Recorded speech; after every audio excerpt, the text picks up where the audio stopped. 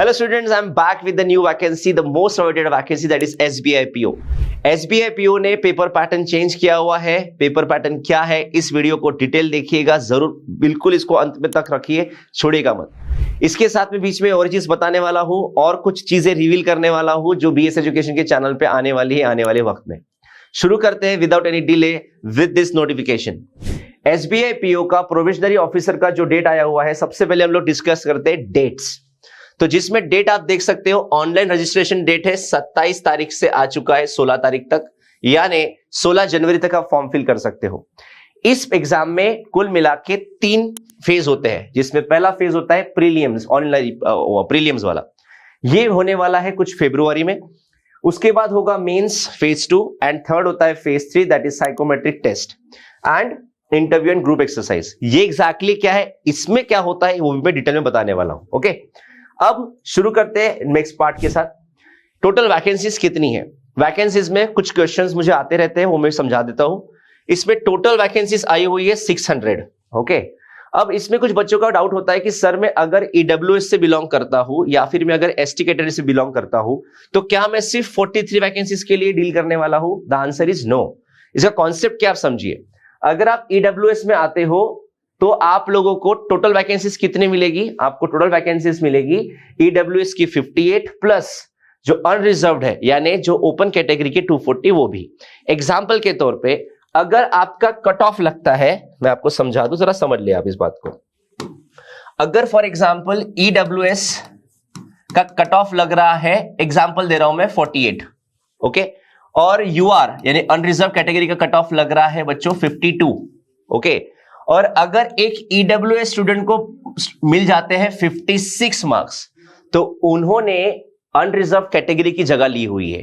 कहने का सिंपल मतलब है कि ईडब्ल्यूएस में अगर आपको 58 वैकेंसी दिख रही है तो आपको एग्जैक्ट टोटल वैकेंसी मिल रही है 58 plus 240, that would be 298 vacancies would be available for you. I hope आपको समझ में आया. सेम चीज applicable for OBC, ST and SC. Clear? अब आगे बढ़ते हैं. इसके बाद का नेक्स्ट पॉइंट होगा कि एज क्राइटेरिया क्या है. बहुत बच्चे कंफ्यूज होते हैं कि सर मैं एलिजिबल हूं कि नहीं. ये बात आप समझ लीजिए.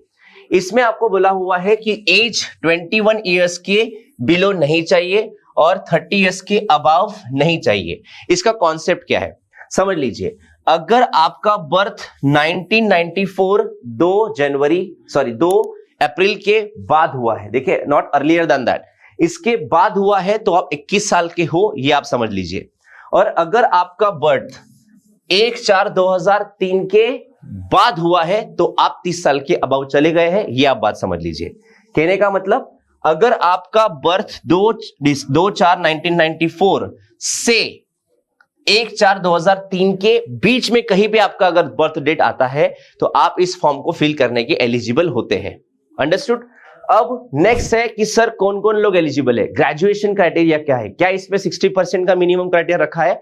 The answer is no. कोई क्राइटेरिया नहीं रखा हुआ है, but the condition is you must be a graduate. Graduation complete हो जाना चाहिए. ग्रेजुएशन अगर आपको कंप्लीटेड है तो आप इस फॉर्म को फिल कर सकते हो. ग्रेजुएशन कंप्लीट कौन से स्ट्रीम में? कोई भी स्ट्रीम में. सर यूनिवर्सिटी कौन सी चलेगी? ओपन यूनिवर्सिटी भी चलेगी, बट द कंडीशन इज बस आप लोग ग्रेजुएट होने चाहिए. सर मैं फाइनल ईयर में हूं, सर मैं अभी कुछ 2 महीने के बाद ग्रेजुएट कंप्लीट हो जाऊंगा, तो बच्चा आई एम सॉरी, ये एग्जाम के लिए आप फॉर्म फिल नहीं कर सकते या आप एलिजिबल नहीं होंगे. Okay, next part. अब बात करते हैं पेपर पैटर्न क्या है. तो सबसे पहला चेंज पेपर पैटर्न में क्या हो रहा है, तो सबसे पहला चेंज आ रहा है इंग्लिश के लिए. इंग्लिश का अब तक पेपर होता था 30 मार्क्स के लिए, तो अभी क्वेश्चंस हो गए इसके 40, यानी 40 मार्क्स समझ लीजिए आप.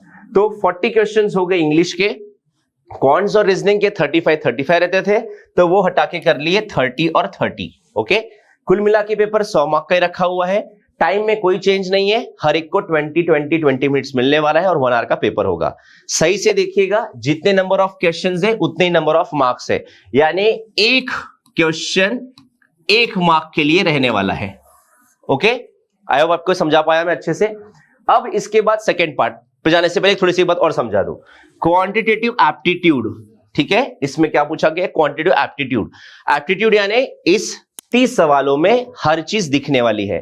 सिंप्लीफिकेशन, सीरीज, इनइक्वालिटीज दिखेगा, अरिथमेटिक के सवाल, एक आधा डीआई मिलेगा, एक आधा कैसलेट मिल सकता है, मिला के 30 मार्क का पेपर होगा। जो मैंने सब बोले हुए वो सब रहेगा। ओके, अब नेक्स्ट पे आते हैं जो लोग मेंस तक पहुंचने वाले हैं। मेंस के लिए क्राइटेरिया देखिए, सबसे पहला रीजनिंग एंड कंप्यूटर एप्टीट्यूड, जिसके लिए 40 क्वेश्चन दिए हुए हैं और 60 मार्क्स है, यानी एक क्वेश्चन ऑलमोस्ट यहां होता है 1.5 मार्क का। ओके, ये 1.5 मार्क का एक सवाल रहेगा।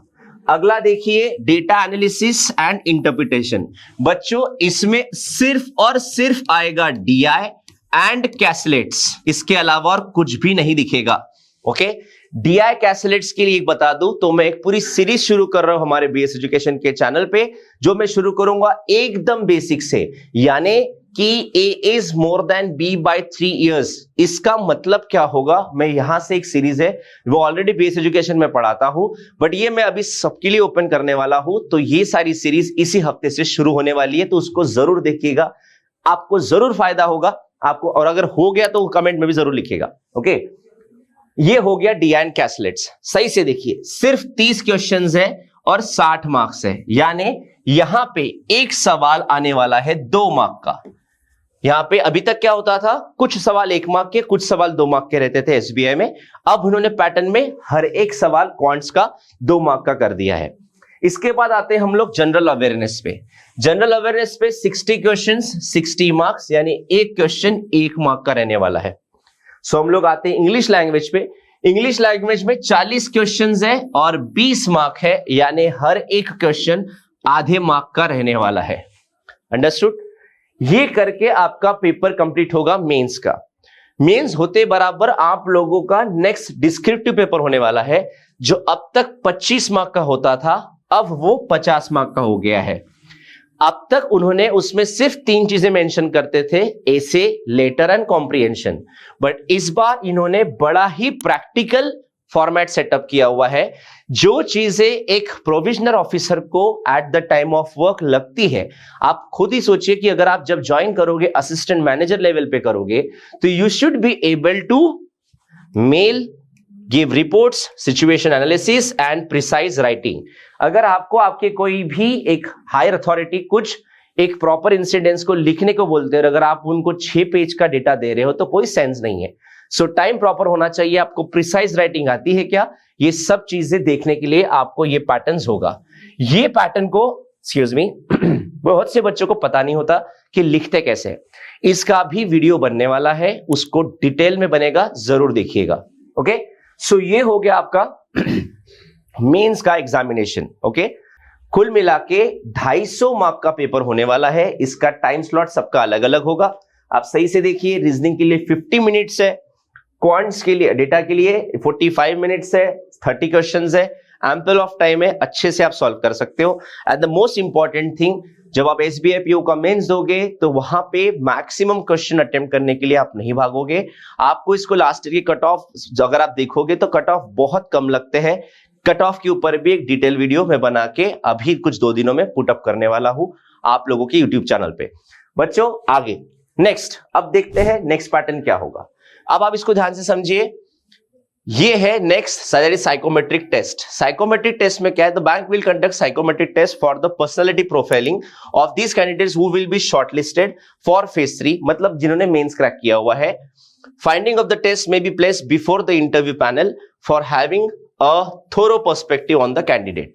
जो भी आपका साइकोमेट्रिक टेस्ट होगा उसका रिजल्ट, उसके क्वेश्चंस के रिप्लाईज इंटरव्यू पैनल के पास रहने वाले हैं, क्योंकि वो वही देख के आपका इंटरव्यू भी फाइंड आउट करेंगे। ओके, सो ये ध्यान रखिएगा कि साइकोमेट्रिक टेस्ट पे आप लोगों को सही से ध्यान देना है। अब बहुत से बच्चों को यही नहीं पता कि साइकोमेट्रिक टेस्ट क्या है, और इसमें बड़े ही अनसंट से यूट्यूब वीडियोस बन जाते हैं कि ये पैटर्न होगा। अरे भैया, वो एसएससी का होता है, सीजीएल का एक साइकोमेट्रिक टेस्ट होता है, रेलवेज का होता है, वो अलग है। यहाँ पे अलग पैटर्न पूछा जाता है। अभी क्या पूछा जाएगा ये मैं एकदम डिटेल में आपके साथ शेयर करने वाला हूं। ओके, नेक्स्ट अब बात करते हैं बच्चों फाइनल सिलेक्शन कैसे होगा। सो आप अगर ध्यान से देखते हो तो 250 मार्क का मेंस होने वाला है और ग्रुप एक्सरसाइज और इंटरव्यू के मिला के 50 मार्क, कुल मिला के 300 मार्क का पेपर होगा, जिनको वो नॉर्मलाइज करेंगे। 250 में से जो मार्क मिले वो 75 में से काउंट किया जाएगा और जो आपको 50 में से मार्क्स मिलेंगे वो 25 में से काउंट किया जाएगा और आपका पूरा डेटा नॉर्मलाइज करके 100 मार्क में आपका फाइनल परसेंटेज बना जाएगा। ओके, जिसके जो आप लोगों को फाइनल लिस्ट में दिखने वाला है। अब सबसे इंपॉर्टेंट, पैसा कितना मिलेगा। सो आप ये जो देख रहे हो ये आपका ऑलमोस्ट 85,000 का 920 रुपीज का दिख रहा है। मैं आपको वापस बता दूं ये बहुत मेरे हिसाब से तो कम लिखा हुआ है, क्योंकि भले ही लिखा हुआ जो भी है वो नोटिफिकेशन में ही है, मैं उसको डिनाई नहीं करूंगा, बट यस इसकी प्राइस ना बहुत अच्छी बढ़ती है। ये आप लोगों का इसका सैलरी ऑलमोस्ट लाख, 1.25 लाख, 1.5 लाख बहुत जल्दी आप उसको तय कर लेते हो इतने मुकाम को। ओके, अब आगे बढ़ते हैं। अब फीस कितनी पे करनी है आपको समझना है। एप्लीकेशन फील्ड विल बी 750, 750 है सारे बच्चों के लिए, ओबीसी, ईडब्ल्यूएस और ओबीसी कैंडिडेट्स के लिए। सिर्फ फ्री ऑफ कॉस्ट कौन भर सकता है? जो लोग एससी, एसटी और पीडब्ल्यूबीडीज में आते हैं, उन लोगों के लिए ही कोई भी फीस लागू की नहीं गई है। ओके, आगे बढ़ते हैं नेक्स्ट पॉइंट पे। Most important, how to apply. How to apply के लिए ये एक साइट है, आप ये डायरेक्टली पुट कर लीजिए सर्च बार में, तो आप लोग शिफ्ट हो जाओगे कुछ इस पेज पे। अब इस पेज पे आने के बाद आपको देखना, देखो क्या देखना है, लिख रहा है recruitment of provisional officers, advertisement of this. ठीक है, इस पे आपने क्लिक किया, ये will go for this page. इस पेज में देखो दिख रहा है अप्लाई ऑनलाइन का कॉन्सेप्ट है। अगर आपको जो भी मैं आपको ये फॉर्मेट समझा रहा हूं, नोटिफिकेशन समझा रहा हूं, अगर आपको एक बार देखना है तो आप देखो यहाँ पे डाउनलोड का ऑप्शन है इंग्लिश में, वो आप कर सकते हो। अगर आपको ये समझ में आ गया, आपको उसकी जरूरत नहीं है, तो आप डायरेक्टली अप्लाई ऑनलाइन का पॉइंट क्लिक करके अप्लाई ऑनलाइन कर सकते हो। ओके, अप्लाई ऑनलाइन होने के बाद आपको ये पेज ओपन होगा। यहाँ पे आपको click here for new registration ही करना है। वंस यू क्लिक हियर, आपका फॉर्म शुरू हो जाएगा। फॉर्म सही से भरिएगा। फॉर्म कैसे फिल करते हैं इसके मैंने कई वीडियोस बनाए हुए हैं, एक वीडियो में आई बटन में डाल रहा हूं, अगर किसी को भी प्रॉब्लम है तो जरूर देख लीजिएगा। ओके, सो ये है एसबीआई पीओ का डिटेल्ड नोटिफिकेशन। अब मेरी एक एडवाइस, बच्चों इस फॉर्म को सब लोगों ने फिल करना चाहिए। पर सर मैंने तो प्रिपरेशन शुरू ही नहीं किया है, सर अब तक तो मैंने पेपर ही नहीं देखा है, सर मैंने अभी प्रिपरेशन शुरू किया है, 1 महीना हो गया है। बच्चों ये सभी लोगों ने फॉर्म फिल करना चाहिए, क्योंकि आप लोग इस बात को समझ लो, कॉम्पिटिटिव एग्जाम्स के आप जितने पेपर्स में जाके बैठोगे उतना अच्छा एक्सपीरियंस आएगा, उतने ज्यादा क्वेश्चंस आप देख पाओगे। एग्जैक्ट सवाल क्या आते हैं, आपके टीचर सही पढ़ा रहे कि नहीं पढ़ा रहे, इतने सारे यूट्यूब वीडियोस बने हैं, क्या वो सही गाइड कर रहे हैं कि नहीं कर रहे, इसका आपको सच और झूठ का डिफरेंस पता चलना चालू होगा। तो आपने हर पेपर मैंडेटरीली देना ही चाहिए। अभी आपको अगर आप आज फॉर्म भरते हो तो एसबीआई का फॉर्म आपके पास जूनियर असिस्टेंट क्लरिकल का भी ओपन अप है और सेकंड पीओ का मेरे तरफ से मैंडेटरी है, ये सबको फॉर्म फिल करना ही पड़ेगा। ओके, सो ये है एसबीआई पीओ। इसका एक ऑनलाइन वीडियोस और इसका एक ऑनलाइन क्लासेस भी हमारे बीएस के शुरू हो रहे हैं। Those who are interested just can WhatsApp on this number. आपको कुछ भी अगर प्रॉब्लम जा रहा है, समझने में प्रॉब्लम जा रहा है, तो आप इस दिए हुए नंबर पे व्हाट्सएप करें, आपका डाउट व्हाट्सएप करें, हम जरूर उस पे कनेक्ट करेंगे। आई होप आपको ये वीडियो समझ में आया होगा। इसको हर बच्चे के साथ शेयर करिए जो अभी जस्ट पास हो रहा है या पास हो चुका है, उन सब ने ये फॉर्म फिल करना चाहिए। भले आप कहीं प्राइवेट में काम कर रहे हो, खाली बैठे हो, तो आपने जरूर फॉर्म फिल करना चाहिए, क्योंकि ऐसी आदतें आप लोगों को सुधार देगी और आने वाली जिंदगी और सुंदर हो जाएगी। मिलते हैं अगले वीडियो में कुछ और जानकारियों के साथ। सी यू।